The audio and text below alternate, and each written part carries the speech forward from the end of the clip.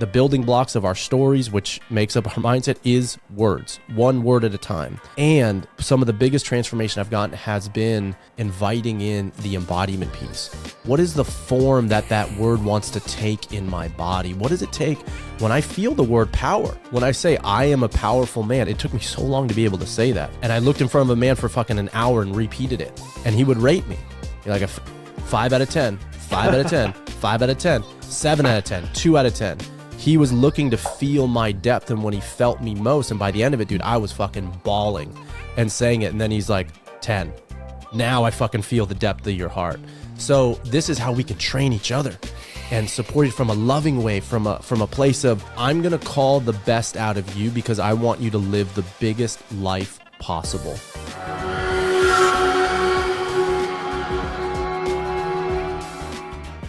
Five, 4, 3, 2, 1. Ladies and gentlemen, welcome to the Conscious Grounding Podcast with myself, Anthony Manuele, where we're having elevated conversations kept down to earth. Today, I have the pleasure of being joined by Mike Salemi. Mike is a coach leading men towards greater strength, purpose, and decisive action so they can become the leaders they were meant to be in their own lives. He's the host of the Path podcast, runs international retreats, leads a powerful online community called the Vital Man Collective, fostering brotherhood amongst men who are stepping into their own purpose, and offers multiple holistic training and wellness plans using kettlebells and the Bulgarian bag. He's a devoted husband and father who strikes the balance between being fully there for his family while also being aligned to his own mission and purpose as a man out in the world. But beyond that, he's someone who I myself have been privileged to be able to call a new friend after meeting him earlier this year. And I'm really, really excited to have him on the show. Mike, thanks for being here. Dude, it's a pleasure. I'm super excited. I get to be the first guest on your show, man, and just deepen our friendship and see where we go. Yeah, I'm really, really happy to have you on here as the first ever Conscious Grounding podcast guest. It's really exciting.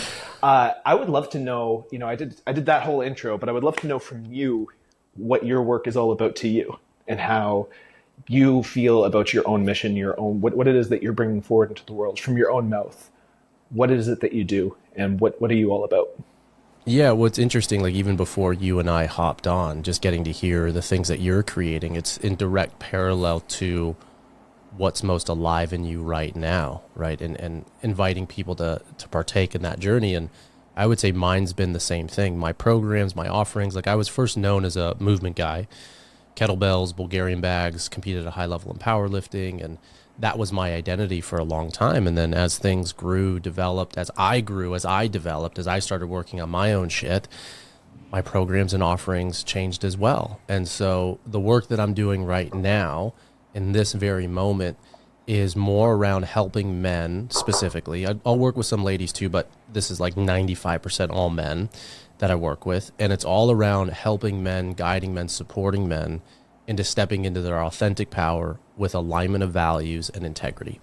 So with that, the only way that I know how to do that, based off of my own experience, having been injured, having worked with multiple different great mentors and teachers in multiple realms, is to combine everything, so it's called the Vital Man Collective, and vitality is a huge part. Like you and I very much agree. You're doing a metabolic health program, and that's a big part of what you do. And for me, I just say vitality, it's a holistic approach to having more energy and resources on board so that we can sustain the change process, which is tough. It's tough.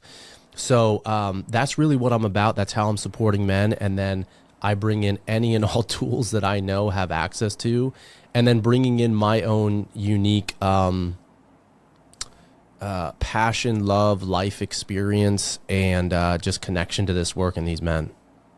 Cool, man. I'd love to get some working definitions because you said some stuff there that really resonates with me. But I like to make sure that when we talk about higher level concepts, that we have working definitions that people can kind of ground to. So a couple of things that you said were authentic power and integrity. And those two things, I'd love to get working definitions. What do those mean to you? When you say authentic power, the concept of authenticity in particular to me has been a tough nut to crack. It's been something that I've been working on for years and something that I've struggled with. And so when you say authentic power, what is that concept to you? How are you grounding into that? Yeah, super good question, and I love the exploration on both, and the integrity piece. It hits home deep for me, so we'll definitely dive into that. I'd love to. So with power specifically, at least how I'm defining it and engaging with the men and inviting in just more exploration around this, is in three different realms. So it's personal, it's physical, and it's relational. So for the personal first, what I've really realized, like Czech would say, the I, we, all approach. Okay, so what I really focus on a lot is how we lead our nervous systems. Before we can even lead anybody else, our spouse, our work, anything, it's what is the capacity of our own nervous system?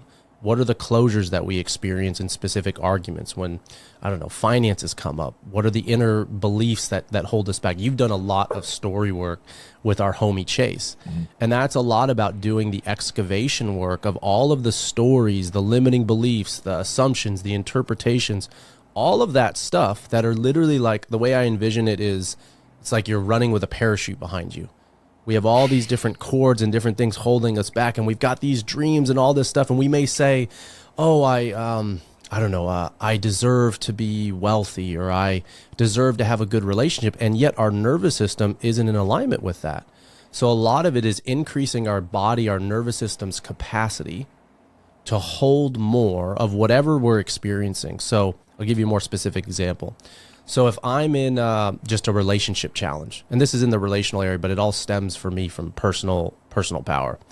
If I'm in a relationship and there's a classic conversation, for us, like I would say finances is the one area that we really, we're getting more on the same page. And my wife and I are both in a financial course. We have our own money stories and our own histories and all of that.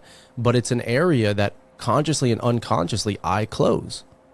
Historically, based off of what I saw, what I felt, what I heard, what I intuited from my family growing up. And so I have my own money stories and my own relationship to money. And when money comes up, or historically has, I shut down. I get small. I start withdrawing internally. So my pattern, like from a flight, fight, freeze, and facade pattern, my dominant pattern is to facade. Everything's okay. Put a smile on, to positive spin. And I'm all for reframing and positive spinning. But if the reframing and the positive spinning is actually to deflect and not actually be with what's actually happening, and there's an actual closure, I'm never going to be able to get resolution on the belief of I deserve to be wealthy, or whatever affirmation I've got. So going back to personal power, it's a very grounded approach of what's actually happening in our nervous system. Can we hold the experience of what's in front of us and actually stay hard opened in it, even in discomfort, even when every part of us wants to shut down? So a lot of it is about self-leadership. And what I will just add, and I'll just take a pause, is I had to do my own inner work around even saying those words, like authentic power, or just power in general, because of the associations that I had in society, looking at quote unquote men who, by and large, I'm generalizing, but we see people in position of power, and there's oftentimes an arrogance, a controlling, a dominating. It's usually most people, I'm speaking of myself by and large, it's like there was like an icky feeling, like, no, I'm not going to say that. And it's like, no, as long as myself and men are leading themselves from a heart open place, from a place that feels true and authentic to their core values, not their parents, not societies, not what they learned in school, but what's really true for them, that's a fucking powerful man. And I want to be powerful, and I know many men in my circle want to do the same. So I'll pause there, but those are some of the ideas around self-leadership. I, we, all. I first, then we, then all.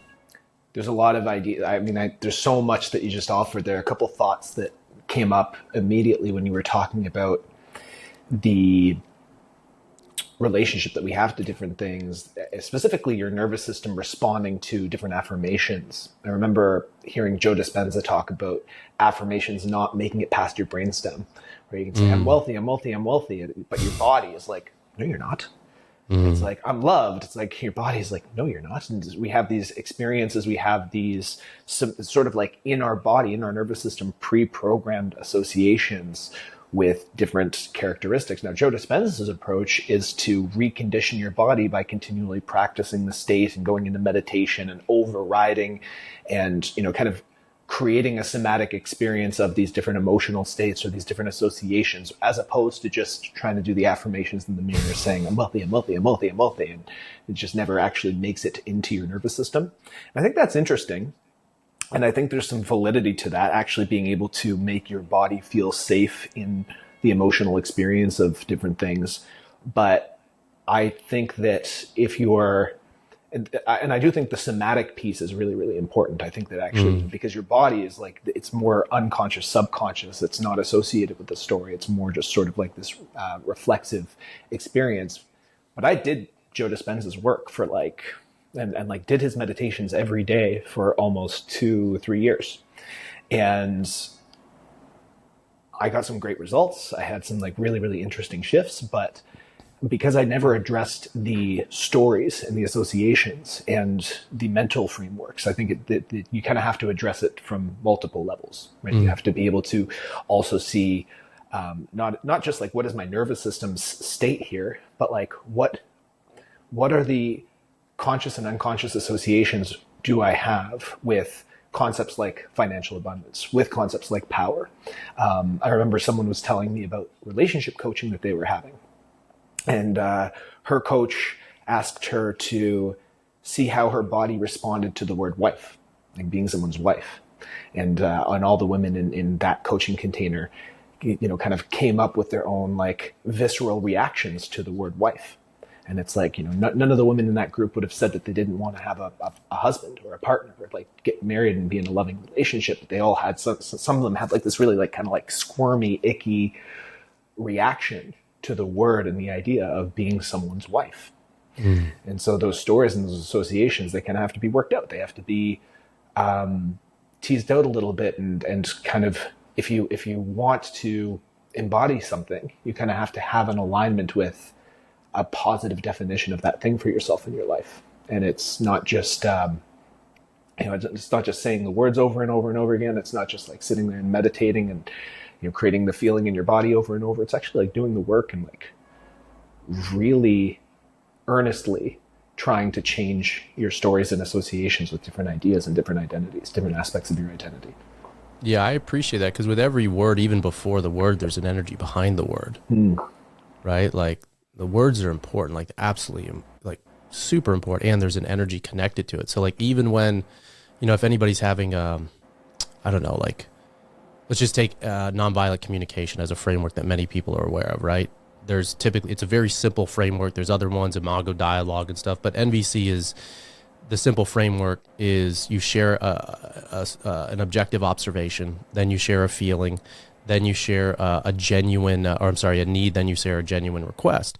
But even with that framework, okay, after I say that, the invitation, or even just in any discussion, is to notice, if anybody listening, if you were to close your eyes and then after you say something or anything, whether it's charged or not, notice if there's a subtle desire to actually lean in or lean away.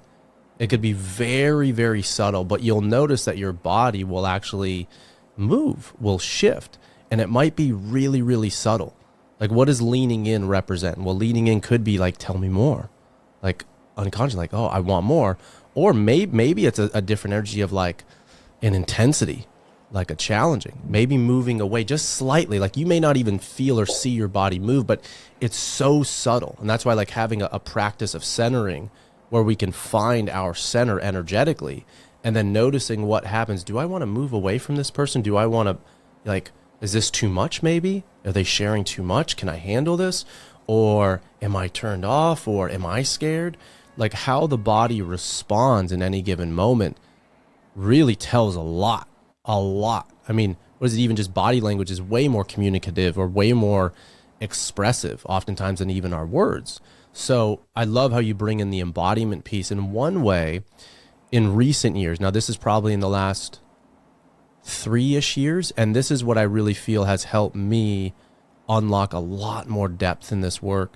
And it's been, I'll definitely got to give him credit. So John Wineland's been a huge influence on me. and also one of his main instructors, Ted Ryder, who's a mentor of mine. And I would say of the many things that John does really well, if people are familiar with his work or want to learn, he's truly excellent.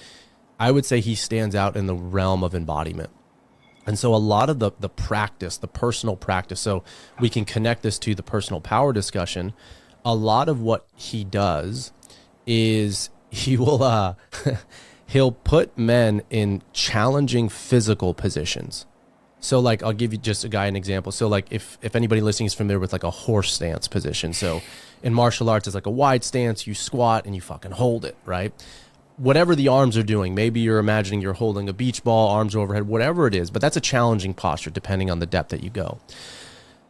But one of the reasons why I really love his work is it brings in the physical, like the direct access to this stuff is through the body, just like you said, somatically. That is one of the most direct access points. My background in movement has really, I think, given me a lot of appreciation and respect for that, and also just familiarity. I'm like, oh, I get this. Like, this isn't an airy-fairy concept. When you're fucking holding horse stance, every part of you wants it to end. So what you're doing is he'll engage imagination, feeling, sensing, and then also you're in these challenging physical postures. And so with every practice, what he would say is there's two components to it. You have the practice itself. So like, okay, the position, the squat, what's actually happening in the body, what's coming up for you at like, okay, my legs are burning. Okay, well, fucking my arms want to go down. But then the second piece of that is our relationship to the practice. So all of the thoughts, feelings, emotions, motherfucker, when is this going to end? God damn it. If he just says one more word, I'm going to, fucking want to kill him, or I want my arms to drop, or anxiety's coming up. Like I led a practice last night and I put these guys through some challenging work.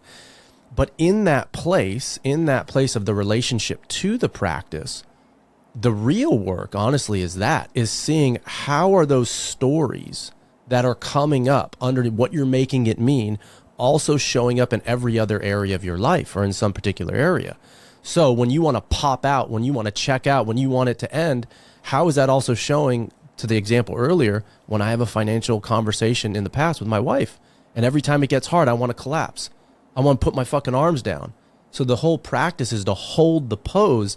And again, how can we train our entire body, thoughts, feelings, words, emotions, somatically, everything, to actually stay heart open? And it is something that we can train. So when overwhelmed, for example, with anxiety and fear, which is super common today, this is just from my perspective, what I've learned. I really think the most effective way is to actually train our body, our nervous system, our mind, everything to actually open wider than the fear. And so it sounds like a heady thing, but when you're in these postures and in these positions, it is so felt because you're feeling the burnt, you're feeling all of it. And then you're also inviting yourself, oh my God, what would it feel to fucking open to this right now and open wider than it? And so it takes for me, a very practical, grounded approach that encompasses all different aspects, again, of a feeling, imagination, sensing, and it brings in such a physical component. And then when you do that with other men, and let's say me and you are practicing virtually or in person, and I don't know exactly your audience, but it might sound a little, woo-woo, but like connecting with a man's eyes, which is one of the most vulnerable things and confronting things that anybody can do. And when you want to collapse and when you want to shut down, and I've got a man in front of me holding me to that. So if the man in front of me falls out or collapses, or maybe he's in the posture, but I can feel him. I can feel him when he closes. But what I'm going to do is I'm going to actually call him up, call him forward. And I'm going to maybe bring in a little bit more intensity, or maybe I'm going to relax my eyes. Maybe I'm going to open myself more and see what that transmission evokes in the other man. It's like when we do that, then we do that with other groups or larger groups. Bro, there is a collective energy that's created that is just so palatable. And it's partially difficult to express in words, but it is something that is just very, very felt. So I love that you said the embodiment piece, because it does play a role. Like the story, the word's super important. Internal and external narratives, the building blocks of our stories, which makes up our mindset, is words, one word at a time. And some of the biggest transformation I've gotten has been inviting in the embodiment piece. What is the form that word wants to take in my body? What does it take when I feel the word power? when I say I am a powerful man, it took me so long to be able to say that. And I looked in front of a man for fucking an hour and repeated it. And he would rate me. Like a 5 out of 10, 5 out of 10, 5 out of 10, 7 out of 10, 2 out of 10. He was looking to feel my depth and when he felt me most. And by the end of it, dude, I was fucking bawling and saying it. And then he's like, 10. Now I fucking feel the depth of your heart. So this is how we can train each other and support you from a loving way, from a place of, I'm going to call the best out of you because I want you to live the biggest life possible. And that is something for another man, like you got no skin in my game. You don't, I mean, we've hung out for sure. And so you know a little bit about me, but in a men's group, oftentimes you don't know these guys coming in and then you develop relationships, but you've got no skin in the game, right? For me, you just want, like, if you're practicing with me, you just want the best for me. Same thing with you. I'm going to be a stand for this man. So if I see him playing small from a loving way, from a place of respect, and there's helpful ways to say this as opposed to, let's say, more shame-based and blame-based ways to call a man up. But like, I'm going to call you forward, brother. Like that's what we're here to do. So I'll pause there. But that is, when you said embodiment, that's been a big, like, I've realized there's a lot of gold that I still have to learn in that and have gotten from it already. The word that kept coming up for me as you were describing that was capacity. And capacity to be with the sensation in your own body is pretty familiar for us in a training context. For example, we know that like when we're training, we have to be able to have a good relationship with physical discomfort. We need to be able to push our boundaries. We need to be able to experience physical sensation in an extreme way if we want to build our physical capacity, change our bodies. And for me, that was always the easy thing to do, was the actual physiological discomfort and being able to train. You know, I lost a bunch of weight. I've gone through all kinds of different training methods. And that was always an easy capacity for me to build mentally. Now, what I've experienced in my own life over the last 4 or 5 months has been learning how to have the capacity to be with the full reality of my own emotional experience and the discomfort of sitting with emotions like grief, emotions like anger, disillusionment. Grief in particular, though, was always like a really hard one for me to actually sit with. And my solution to that used to be to lean away from it and then to find discomfort elsewhere. So to redirect the discomfort of being with my grief and go find discomfort in hard work, find discomfort in more physical training, and find my comfort zone of discomfort, essentially, and building capacity to be with the discomfort of like how it's like, oh, this doesn't feel good. Like I'm not aligned with this. It's like, you know, I don't want to feel like this lean away. So I find things to lean towards. And being able to build the capacity to be with that discomfort in yourself, be with the discomfort of the dissonance that you feel, be with the discomfort of the full reality of your entire experience, your entire emotional range, is something that's incredibly important. And you actually, you know, when you were describing holding another man accountable, sitting there and like looking at him in his eyes and being able to receive his full depth and also be able to sit in the discomfort of being like, you're full of shit, man. It's a 2 out of 10. That requires capacity.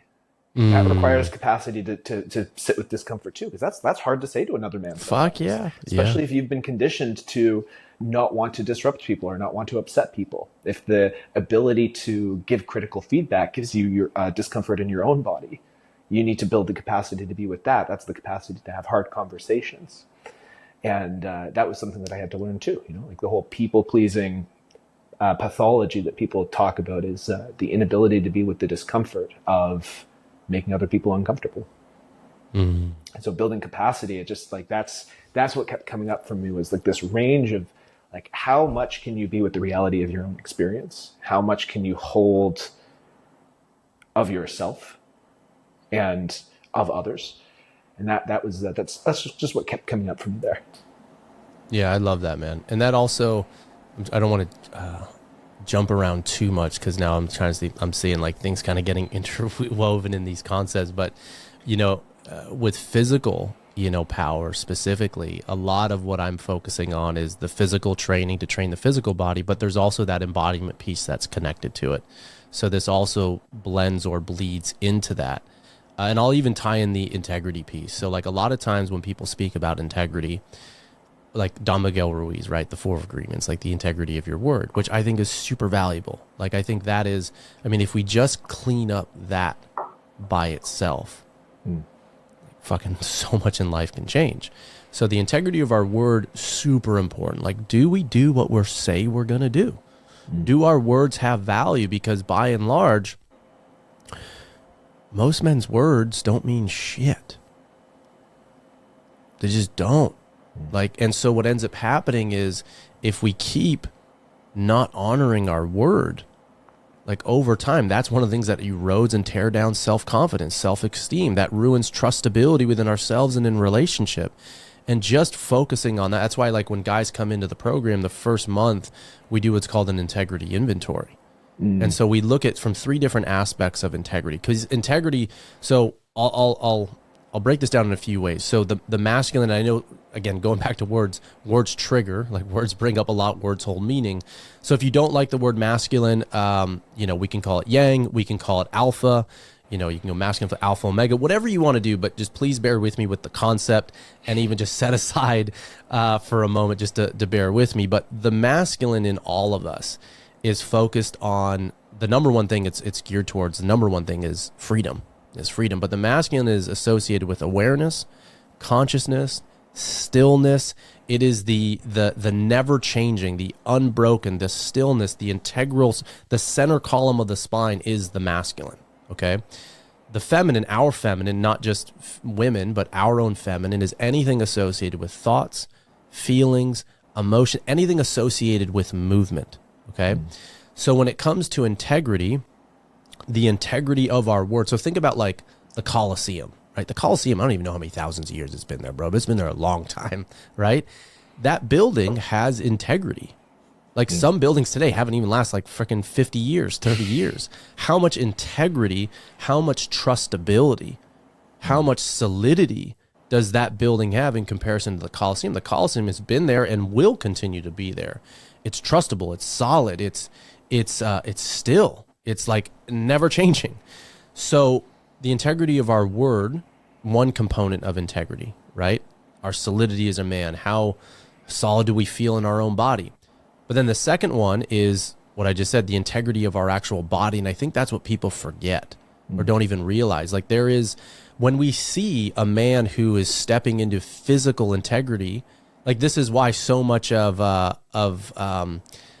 like, especially in our industry, man, like the more built guy, the guy who looks better, who looks healthier, who looks fitter, who's got more muscle, especially in men's work, there's going to be a conscious and an unconscious pull towards that man by and large. Like there's something in from, like if I had, this is also 2025. I don't know if I shared this with you when we were on a hike. 2025 for me, bro, is the year of the neck. I'm getting back to like, cause I used to do so much from Olympic weightlifting and stuff. And like now I do all these Zoom calls. My neck's gotten a little bit bigger in the last few weeks, but I'm like, I'm tired of fucking this pencil neck. Like what happened to like all the Olympic work that I was doing? And so, but when you see a guy, 2 things, when you see a guy with a thick neck and cauliflower ears, that's like 2 signs, like don't mess with that dude. But there's something, broad shoulders, right? When someone's got good posture, like there's a level of like unconscious trustability of this man. Whereas if you see someone who's slumped over, who's just super frail, like there's something, you might still value him, and there's not to take anything away from him as a person, but in terms of like what's being communicated from an integrity standpoint and a trustability standpoint, it's nowhere near the same if you've got someone broad shoulders, fucking rooted, feet planted, arms open by their side, and you're having a conversation, as opposed to like, imagine right now, if I'm facing you, and I mean, you can only see my upper body, but what if I just do this and slump, and then I'm actually just turned to the side? Like, does it actually sound like I'm even interested in what you have to say? I mean, you tell me what's communicated here versus actually like being like squared and like fully engaged in that rooted presence. Yeah. I'm with you, right? So I'm with you. I'm here with you. I see you. I feel you. And we're connected. And that's a level of deep nourishment. So with physical integrity, what we're really looking at, alignment is a big thing, that, structural integrity, from like just the alignment of the body and how we carry ourselves, how we hold ourselves, but also the center column, which holds all the chakras. It's the energy centers of the body. So that's why a lot of the work that I do is, for those that aren't familiar, like it's a modality. It's quite powerful, but it's called ELDOA. It's a French acronym, but it's just a very effective way. Basically, to sum it up, there's highly precise, highly specific postures. There's a number of different benefits, but the number one of why you do an quote unquote ELDOA posture is to create a space opening effect in a joint while building strength. So most people today are compressed, right? And so this creates openness. This creates better joint mechanics, better blood flow, better circulation, but it's also just how we carry ourselves. So the physical power is it's directly tied to the physical integrity component. And then the last thing around integrity is the integrity of our heart, right? So are we following the wisdom of our heart? Are we actually doing what our heart's telling us that what we're here to do? Or are we acting in misalignment with that? Are we in a job that we fucking hate? Are we in a relationship that we know is just not in alignment, but we're staying in it because of whatever the reasons are? Because of the kids, and I'm all for really putting work in relationship, but what I'm saying is are we following our own inner compass of the heart, the intelligence of the heart? And so integrity, and again, I'll get to give Wineland credit for that, because that was a concept that he had shared, and it blew my mind. Because for anyone who knows the Enneagram, my core type is a type 1. So it's the perfectionist, the improver, the fixer. There's a big drive towards integrity. Now, there's also shadows, like any personality type, but integrity is something that I've always been drawn towards. And the last thing that I'll share before I go any further is, now this one really blew me away, bro. This one, so while all those areas are really good for men to do an honest, no bullshit inventory, where are we in and out of integrity in body and heart, and then integrity of our word, and you can apply that to finances, relationship, all aspects. But then the other thing is to realize that in some way, shape, or form, we are always out of integrity in somewhere in our life. Even the Dalai Lama, even the most, noble, altruistic, there is no way as a human being that we can be 100% of the time in 100% integrity in everything that we do. It just doesn't work. And so the goal is not to be perfect, but the goal is to make a gesture towards. The goal is to be open and honest with where we know we need to call ourselves up, but also recognize it is a process, and it is about making a gesture towards, about trying to be and this was a big lesson for me, about trying to be the perfect boy, the perfect husband, it's no, man, yeah, I do value integrity, and it's impossible to be one, because there's always going to be something that you said, I said I was going to wake up at 5 a.m. today. I said I was going to have that conversation tomorrow. I said I was going to do my bet, whatever it is. It's not possible. So that for me released a lot of the weight and pressure, self-imposed pressure around this concept of integrity. Again, there's so much there. And thank you for sharing that, because there's my mind's going a million miles a minute here. There's a couple of ideas right off the get-go in terms of, I had a previous partner who had an idea of masculine versus feminine integrity. And my understanding of that was that masculine integrity was that sort of integrity with, you set an intention, you speak an intention, and then you follow through on that intention. And it's sort of an integrity between your actions, your behaviors, and your will, your personal will. And then feminine integrity is listening to the needs of your body, the needs of your heart, the needs of your soul. And that even if your will has sort of maybe an idealistic version of I'm going to wake up at 6 and I'm going to do this and I'm going to do that, and I'm going to behave in these particular ways to, make that gesture towards that idealized version of self. But there are needs of your system, and there are certain needs that you should be honoring. Then it's more in feminine integrity to maybe surrender that intention that your will has, and to take care of yourself and nourish and nurture yourself in those particular ways. And so I found that was kind of interesting, where you're talking about the integrity of your heart as well as the integrity of your word. And that heart-led perception, I find that sometimes there's, at least this is something I've grappled with, is I've also struggled with having an idealized version of self. And I think a lot of people who are into spheres of personal development or have, taken discipline based paths to hone themselves and develop their character, they can sometimes struggle with this idea of perfectionism.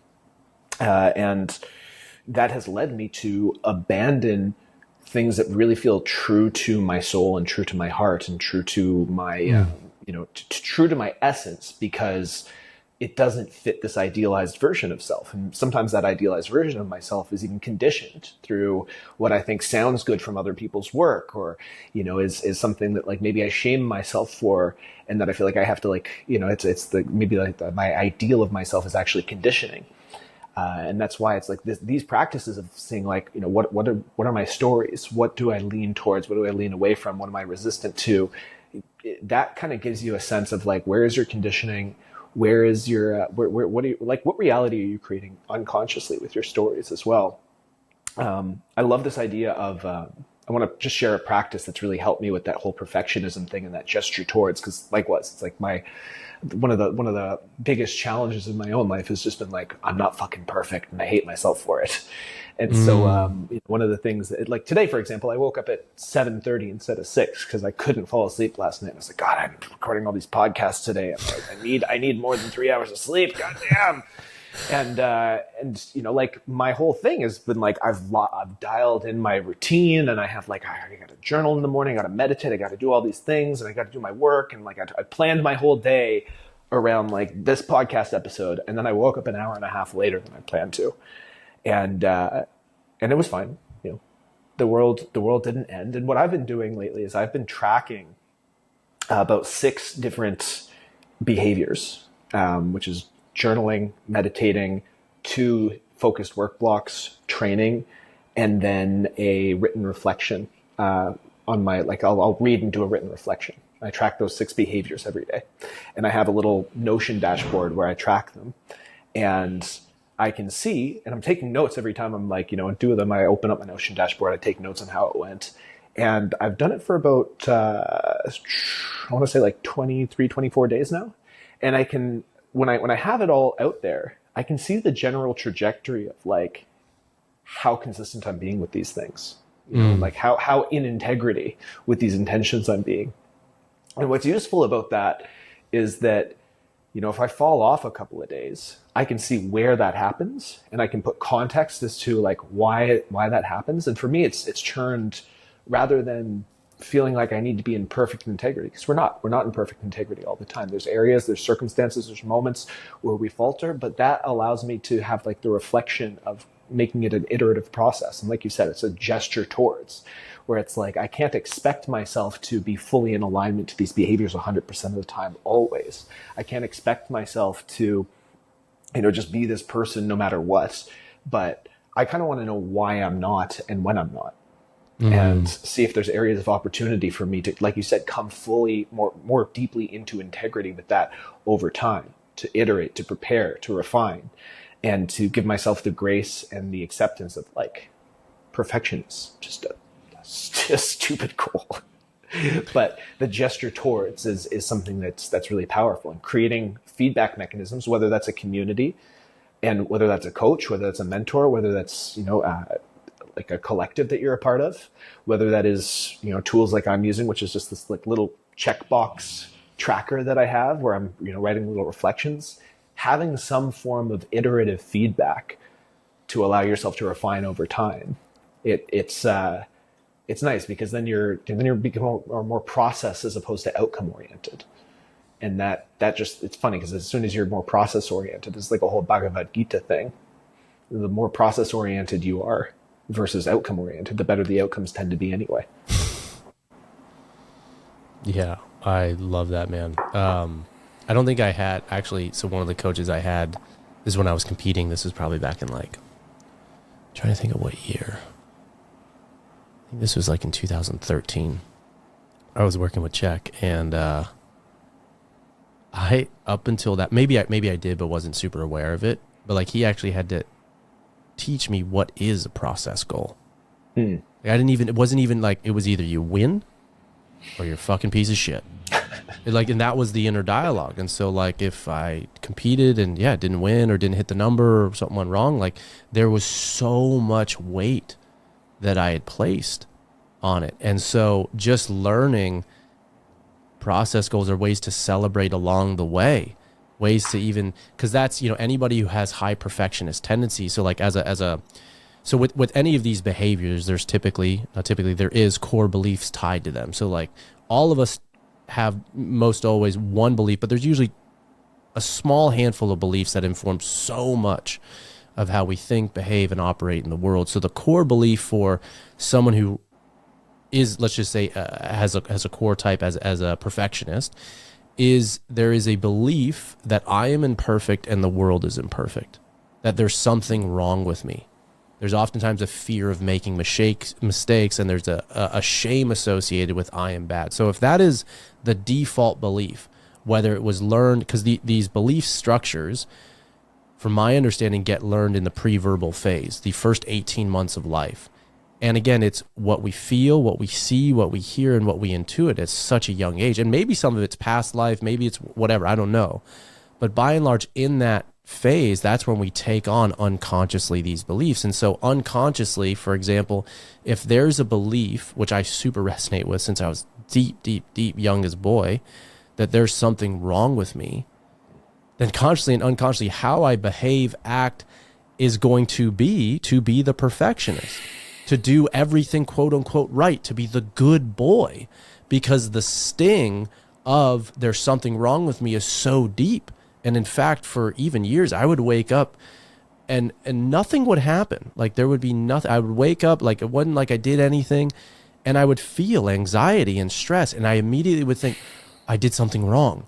And so how I show up, again, that integrity piece, there's a light and a shadow to it. Because I do think it's beautiful for us to make a gesture towards integrity. But if the energy behind that, like it is beautiful in my opinion to improve, to better, to improve oneself. But if the energy behind that, like let's say I take 50 courses, great. But the energy behind taking a course, then another course, then another course is coming from some place of lack, separation, or agitation inside, because I think there's something wrong with me and it's not fucking good enough. It's never going to be good enough. Then I could be getting to the same destination, but the energy behind it is completely different. So I think, anybody with, any tendency, people pleasing, achievement, an insatiable thirst for knowledge, an insatiable thirst for new experiences. I think the most healthy thing we can ask is, like, why am I doing this? What's really behind it? And then ask yourself why. And then once you sit with that, ask yourself why again. Oh, because I want to be a better man. Well, why is that important to you? Well, because I feel like I'm making a difference. Well, why is making a difference important to you? And just keep working down that rabbit hole. And more than likely, you'll get to a place that's either a truer read of a light or a shadow of that belief. And so I would say just keep asking questions. And I think for anybody with perfectionist tendencies, one of the most confronting questions and also helpful questions for me is, how can I hold myself accountable? Like, not let myself off the hook for the shit that I know I got to get done, I want to get done, etc. But how can I do so with compassion? Because oftentimes with perfectionists, it's I have to earn, like I can't play until I've done the work. I won't allow myself to play. I've got to. And so perfectionists, by and large, like tend to be a little bit more serious. Get shit fucking done. Execute that. And so how can we hold ourselves accountable with also inviting in some compassion? And that is some deep work when it comes to perfectionism. I recently read in this book called No Bad Parts, which is by a guy named Richard Schwartz, the founder of Internal Family Systems, talk about the paradigm that society looks at humanity as inherently bad. And whether that's religious conditioning from a Judeo-Christian perspective of original sin, we're born into sin, whether that's a scientific perspective and we got this reptilian brain and we have this inherent animalistic drive and our biological imperative makes us selfish, or Richard Dawkins saying we got the selfish gene, and we're just trying to, there's some sort of cultural or religious conditioning that says that humanity is inherently bad, and that our nature is inherently bad, and that can be deeply imprinted on us. And whether that's a cultural or religious conditioning, or maybe you were just, told you were a bad kid because you misbehaved, and you have this belief that like, oh, if I misbehave, then my parents aren't nice to me, they don't love me, and I have to be, like you said, I have to be that good boy. There's this constant need for this external feedback or this external reflection that you are good enough, or you are good, and you're not this terrible person, or like you can be redeemed by something. And that's something that I struggled with. I grappled with not only in my work, I realized that a lot of my own healing work that I was trying to do on myself was addition based. I was trying to get more healthy, more successful, more relationships. But if I didn't have that external feedback or that external validation, as soon as something would kind of fall away, it's like my business didn't do as well one month. Or if actually a big thing that I realized in a recent relationship was if my partner got mad at me, or I disappointed my partner in some way, I internalized that so much as me being a bad person that I couldn't hold that. I couldn't hold the discomfort of letting my partner down, because all of a sudden it was like this big story about me, and I was terrified of like, oh, like now I'm being found out as this awful person that I actually am. And my facade, like it kind of felt like this unconsciously, that all these good qualities about myself that I built up externally, whether that was my health or my business or like all my good qualities, was actually this facade, and that I'd be found out in some way, because that core belief was that there's something inherently wrong with myself, that every attempt at personal development was an attempt to fix something that was inherently broken. And it's like very, very beautiful, loving, compassionate partners that I've had would be driven nuts by that, because it's like, you don't have to earn my love. You don't have to like, it's like, you don't have to like prove anything to me. Like, I love you. And it's like, yes, but you love me because I've done these things, right? And it's like, no, I love you. But the anxiety around that, and the inability to hold when they were mad at me or when they were disappointed by something, and the internalization created this sort of like anxious spiral, and just creates a wedge and a distance. And one of the things that I realized in my own personal development journey, as I've shifted away from this process of addition, is that a lot of it's like a process of subtraction. And letting go of all of these things that you use to externally validate yourself and find who you are at the core, and learn to love that with compassion. And that is, like you said, that is some deep work that is not easy to do with a lifetime of conditioning and a lifetime of self-denigration and self-hate, and grappling with that core belief that there's something inherently wrong with you. But this internal family systems comes from a paradigm that the nature of humanity is essentially good. And that that's the name of the book, is No Bad Parts, that all the parts of yourself that make up the ecosystem of your psyche, if there is a part of yourself that is disruptive or self-sabotaging or destructive, it's because there was a moment in your life that you were traumatized or challenged, where that part of yourself was put into an inappropriate role to keep you safe. And it's this sort of compensatory behavior that's trapped and frozen in a moment of time when you experience that trauma, or you experience that where you didn't feel safe. And now it's a part of you that is burdened. And when you unburden that part, and it unblends from your personal identity, and you can communicate and you can experience and express that part in an unburdened way, you're living more from the capital S self, which is this compassionate, curious, calm, clear seat of consciousness. And that was the first time that I'd ever heard that, like, oh, my nature is essentially good. It's like, whoa, that's a mind-boggling thing, right? And that's been something that I've almost had to come to out of necessity, as recently in my life, I did end a relationship that was very important to me. I did lose like a big portion of my business. I did lose, a huge connection to my social media following. I feel like a lot of things in my life kind of fell away. And these were all things that I was using to define myself and make myself feel good enough, or sort of compensate for that core lack of self-worth, that core lack of feeling like, it's like if I have all these other things, I might be internally broken, but I have all these other things, and I'm, not a total waste of oxygen, right? And by having all those things fall away, I sort of was confronted with this core essence of self, and said, I got to learn to love this, because when all of these other things fall away, because life is temporary, life, like everything ends, everything is, like you said, it's like no matter how, like the Colosseum is going to fall apart one day. It's been around for a long time, but that Colosseum is going to fall apart one day. Everything comes to an end. And if I continue to anchor, this is like biblically, it's, to the idea of putting God first. Or in Eastern philosophies, it's identifying the difference between the impermanent and the permanent. Permanent being the consciousness and the seat of consciousness and the essence of self, versus the fluctuating manifestations of, what they call the manifest world, or Maya.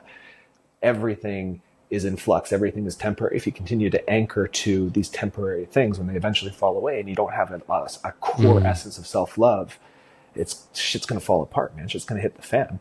So that's what came up for me there. That's a lot, man. And I mean, just say, like, I think it's fair to say that you're not alone, that I'm not alone. It's just, the self-loathing, the am I doing this right? It's super common today, super duper common. And I'm glad you shared just those other major influences.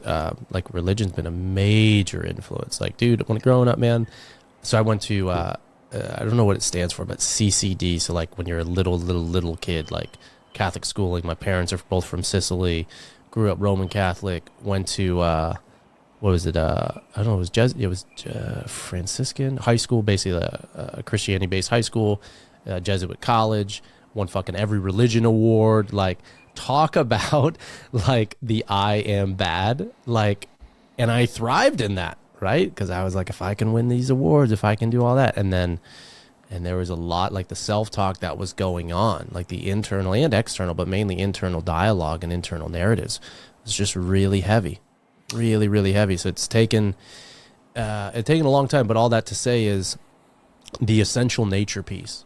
Like, I think that's life's work, is to remember. And I do think you're spot on. It is about not necessarily adding more. It's about getting back to like who we really are. And I think that's also why, like, I know, I don't know if you've chatted, well, no, this is the first podcast, if you will, or chat about your medicine experience. But I do think, for better and for worse, this is also why people, how they can get addicted to medicine work, and also sometimes the value it provides, is because in that space, when everything's amplified, it's like it can provide a visceral and energetic and spiritual reminder of who we really are. And so in that space, like, wow, I felt connected to everything. I felt one with everything. I felt love for the first time. And that's in us. And so I think the process is remembering that. And it is deep. I think that's life's work, is to remember. And I don't know if we can stabilize that experience and function today. I think it's fucking to stabilize that at all times. I don't know if it's possible. I don't know. But I do think, again, making a gesture towards and having those reminders of who we really are, that essential nature, that we are connected to everyone and everything. And that's where I think one of the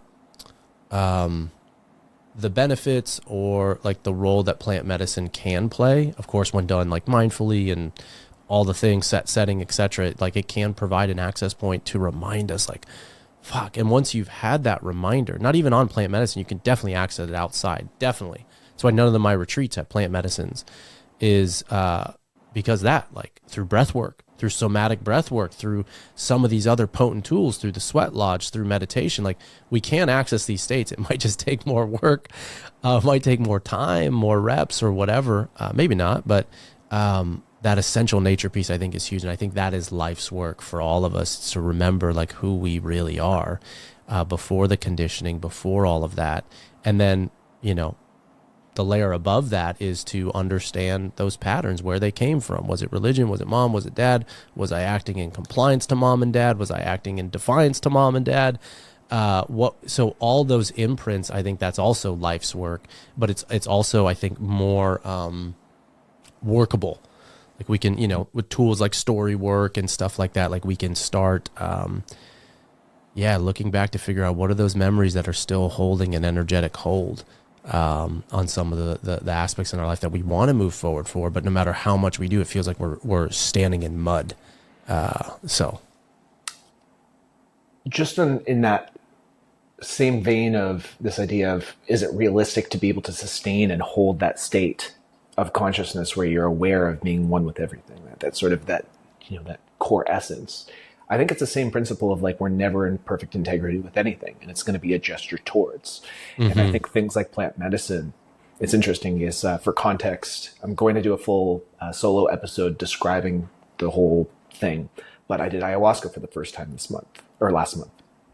And what was interesting is I have extensive experience with psychedelics and, that state of consciousness. But what was fascinating to me was, while I was doing it, I kept reaching for some sort of, like psychedelic state, and kept hoping for and anticipating some sort of breakthrough moment. And the voice, or the little voice in the back of my head, or the voice of ayahuasca, kept being like, nope, you don't get that. We're not going to give you any visuals. We're not going to give you any. This was on this journey. This was on this journey. It was like, no, you can't. You're not allowed to go there. And I was like, okay, well, take away my grief. Like, make me feel it. It's like, nope. It's just everything that I was asking for. It was just like, no, you got to do this. This is you. This is you. We're not gonna, like, there's nothing that I can do or no, this is just you. And like I said, I'm going to give a lot more context. I'm going to do a full episode that'll take me more than an hour to describe the full range of that experience. But I have had, states of consciousness from psychedelics, from taking psilocybin or LSD, or from different medicines that I've taken, where the state of consciousness was just so clear that, oh, of course, like, I am the one consciousness. And you have, or like, I've had perfectly sober moments that have been far more mystically profound in meditation, where I experienced the non-dual state of consciousness, and, realized what mystical traditions would call satori, or, the moments of liberation. And those are momentary insights. Those are glimpses of states of consciousness that, while powerful to realize and understand in the moment, and can offer like a drastic shift in perspective, and can reshape certain beliefs, and even reshape core beliefs that will impact how you behave, you still have to move into deeper integrity with that every day. There still has to be a gesture towards the embodiment piece. You still have to take that insight and decide every day to live in integrity with that realization, with that insight, and to go in and work the beliefs that you have about the rest of reality. Like, how does that insight now affect your relationship with money? How does that insight now affect your relationship with hard conversations that you have to have with your spouse? How does that insight that you've just had, or that momentary shift in consciousness, how does that affect how you show up and, like, focus on your work as opposed to fuck around on your phone? How much does it change your day-to-day behavior at all? Right? In the same way as, like, some people get all worked up about politics, and it's like, all right, on inauguration day, are you going to wake up and do anything different from your typical routine? It's January 1st. It's a new year. Okay, what's different about your day-to-day life? Like, you have to show, and this is the idea of, it's like the gesture towards something. Like, a moment of insight is not enough for a deep transformation of expression of being, in my opinion. And I think that's, I actually struggled with dependency on psychedelics at a period of my life, because that insight was so profound and it felt so inaccessible as the expression of my sober self. As I was just like living my normal human life, I would continue to go back to, like you said, people can become addicted to these or dependent on these medicines, or keep going back over and over and over again, thinking they need more and more and more because they have these insights that feel so profound and so incredible. But then they go back and they're the same doofus that's like, doing the things that is, like, according to their own story, messing up their life over and over. And they're experiencing the same suffering over and over. And nothing has really changed, other than they got to peek behind the curtain and then they close the curtain again. Yeah, what I'm hearing you say is chop wood, carry water, with the occasional quantum leap. Yeah. Like, chop wood, carry water, and I was just looking at my desk, and this is on YouTube, so I don't know if I'll tilt this down, but so it's basically just like a raised plate with some dirt in it and then 3 rocks in it. And this was, I took this from, I was in one of Wineland's programs, and we went to the desert for 7 days, like way out there in the desert. So flippin' remote. It was wild and beautiful. Like, the desert itself has its own medicine, which is really, really special. But at the end of that, one of the things that they encouraged was like, take something small back. And so I took that dirt from there, and each rock means something to me. And like the center rock for me was like, it was in the direct shape of the mountain in front of me. And I had so many journaling, embodiment work, like deep reflections, working on past relationship stuff that I really had been holding but didn't know. So I had so much meaning. And so when I look at that, it's a very practical reminder now, well over a year later, of like, every single time I look at that, I remember that experience, and I remember specific things, commitments. There's also a letter on my desk addressed to me, and like, this is just commitments, specific commitments that mean a lot to me. And so I rarely open this thing. I just keep it right in front of the desk, and just that little reminder, I know exactly what it means and who I'm committed to, and what are the ways practically, not like airy-fairy stuff. Like, what does it mean for me to be a committed husband in specific ways of trigger, specific ways of how am I going to navigate these hard conversations? What does that sand mean? What does that rock mean? And so when it comes to integrating some of these things, it can be super small, like just these little reminders of back to whatever it is, that awareness, that insight, and then most importantly, the commitment. What did you commit? Like, the awareness is great. But that's also why I think one of the big things. So structure, I've always had I've always geared towards structure, almost excessive structure over the years. And I also think that's one of the, not I think I know, that's also one of the main things that guys will come to the work with me for, is whatever it is they're lacking structure or, and I'm going to generalize here, but there's many men, more men than not, that are raised by women. Single moms, and now having a child. Holy shit, do I have so much respect, even more than I ever had, for women and what it takes to be a mom, what it takes to be a parent. Like, it is no joke to be a present parent, like no joke. And then to also execute on work and to maintain friendships and to do all of that. But oftentimes, if men had not had, even if we had a father figure, no father is going to be everything that we ever needed or wanted. It just doesn't work like that. We're not meant to, like, we're meant here to learn lessons. So in part, our parents are not meant to quote unquote be perfect, because then we'd never leave the coop, but I bring that up because, a lot of men come to men's work because have had challenges, issues, longing for that solid, stable, validating, encouraging father figure. And so, the structure piece is something that a lot of men are coming towards and needing.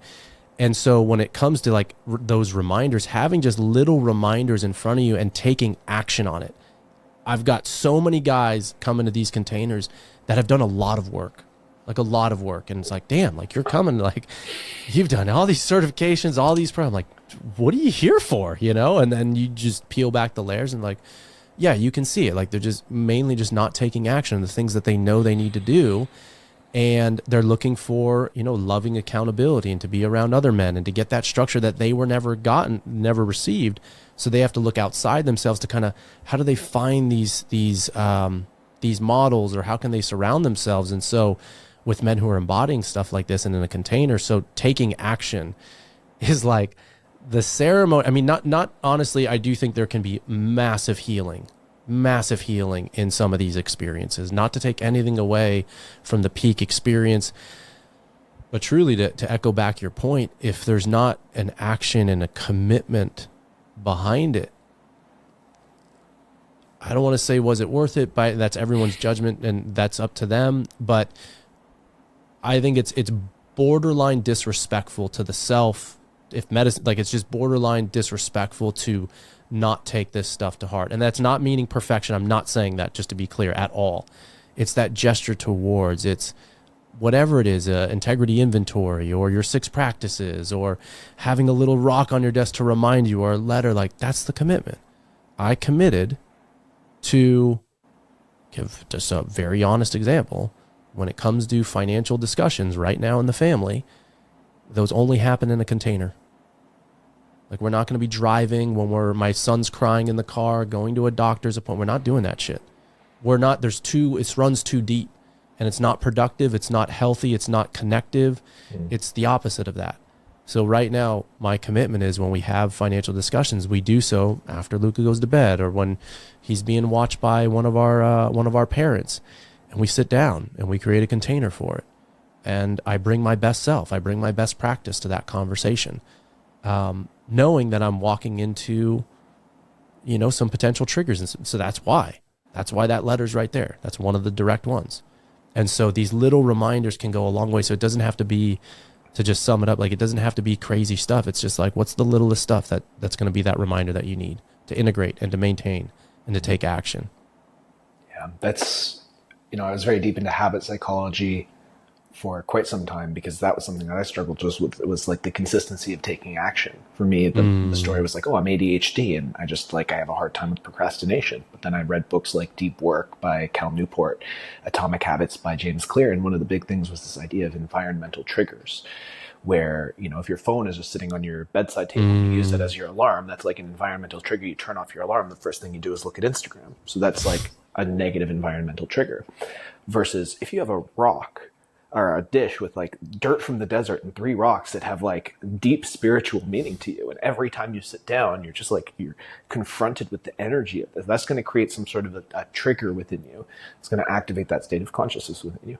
And so being able to cultivate your environment in particular ways. And this is like an iterative process that I go through every time I have a work block. I do a little inventory, like, did I get distracted? What can I modify in my environment for the next time to facilitate my work or to drop deeper into the state of consciousness that I need to get into to be present for what it is that I'm doing. And there is an iterative process. So, man, we covered a lot of ground in this conversation, like a lot of ground in this conversation. What I would love to, this is our first episode of this podcast. And what I want to do is at the end of every episode, ideally, is walk away with practical things. And this is we got into the conscious part. This podcast is called Conscious Grounding. So we got really conscious and I love to ground it. And there was a lot of practical things that we talked about, but I want to open an invitation to you to wrap up this first episode. And if you were to give someone a practice to help them come into deeper personal power and deeper integrity, maybe not just one for both, but like one for each of those. Because I think those were really, really powerful points and powerful concepts that we really dove deep into. If you are going to help someone cultivate their personal power and help cultivate deeper integrity in their life, what's something that they can practically walk away from after hearing this conversation? Okay, cool. I love it. Let me just feel into that if that's all right for just a quick moment.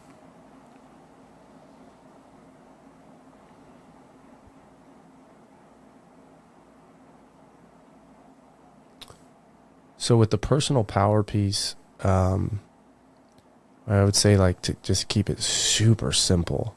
Like there needs to be some connection to the breath because the man or the person who's breathing the deepest is going to be holding the masculine polarity, is going to be the most present, the most aware, the most grounded. So what I would suggest is if you can pick something that you're already doing. So like, for example, let's say you sit down for a meal 3 times a day, right? Or I don't know, you drive a car, like something that you do multiple times a day, stopping, like that's a really important step. Like stop, slow down, and then take 3 slow breaths. Even just take 1 breath. Fuck it. Just because we need a pattern break. We need a pattern break We need some breath combined to it. And then it needs to be tied to something that you're already doing so you don't have to add anything else to your plate, something major. So if every 3 times, so I say a prayer before every meal, but every time you sit down to eat, you really sit, ground your feet, take 1 breath in through the nose, elongate the exhale, and then open your eyes and eat. So that is what I would say for personal power. That's probably going to have the most consistent, repetitive way to train the nervous system, to integrate the breath, to deepen your awareness, to bring you more in the moment, creates a pattern break. So that's what I would say. At every meal or something else, 1 slow breath and just stop.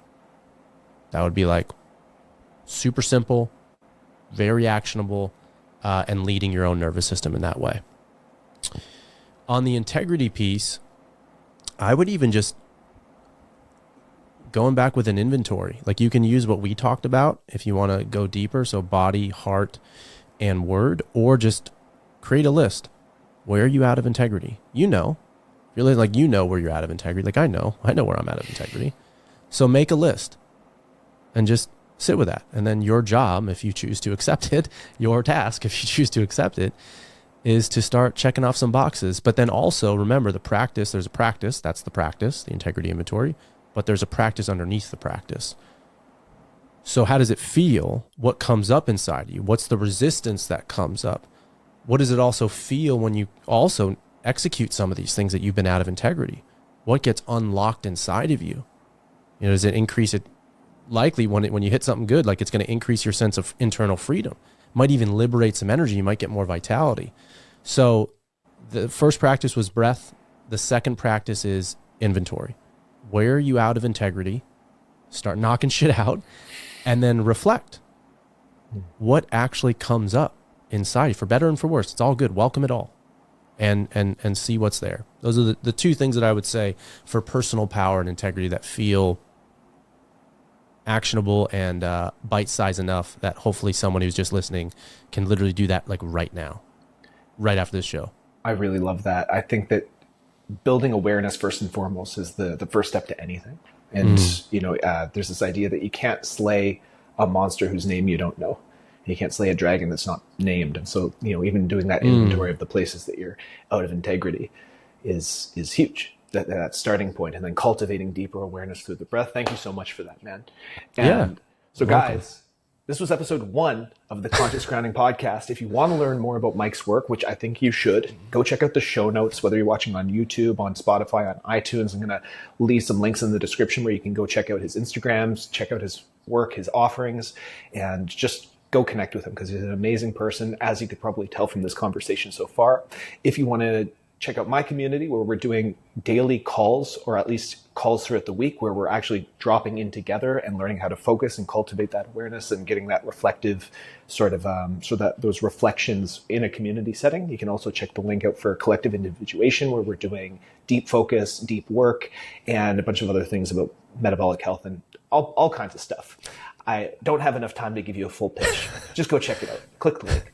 And Mike, dude, thank you for this. This was an amazing inaugural episode, and I can't wait to have a follow-up conversation with you. And dude, it was such a pleasure. Thank you, bro. Thank you for having me. This was a blast. Appreciate you.